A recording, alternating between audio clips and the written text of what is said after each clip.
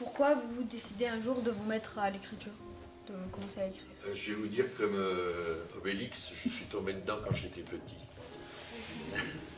Non, mais c'est vrai, bon, très très brièvement, je vais vous raconter ça. En fait, je sais écrire depuis l'âge de 4 ans. C'est ma mère qui m'a appris, je n'ai pas appris à l'école, j'ai appris avant. Je viens d'une famille pauvre, d'une famille modeste, mais une famille malgré tout lettrée. Il y avait des livres chez moi, et parfois mes parents étaient capables d'acheter un livre plutôt que d'acheter un bol de soupe. Mais bon, voilà, c'est une autre culture, une autre époque.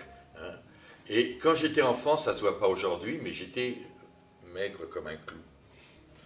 Et je refusais de manger. Je suis né juste après la guerre, dans une famille pauvre, c'est difficile de nourrir les gens. Et un soir, ma mère, exaspérée devant mon refus de manger, elle a eu une idée de génie, comme ont souvent les mamans.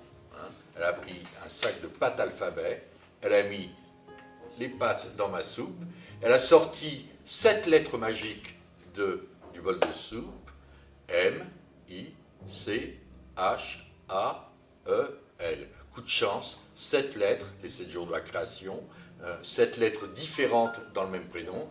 Coup de chance, mes parents ne m'ont pas appelé Joe, ça aurait été plus compliqué, ou Bob, ça aurait été très compliqué. Et elle m'a montré qu'en combinant ces lettres-là, on pouvait faire d'autres mots.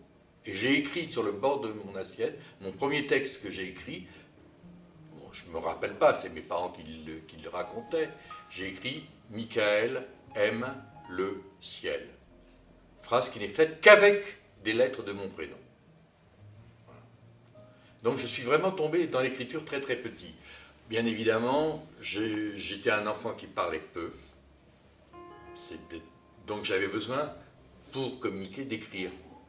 Je me suis mis à écrire, à écrire. Après, ma mère a remis les mots dans la soupe et du coup, je n'arrête pas, vous voyez, d'ailleurs l'embonpoint que j'ai pris, je n'arrête pas de manger depuis l'âge de 4 ans, quoi.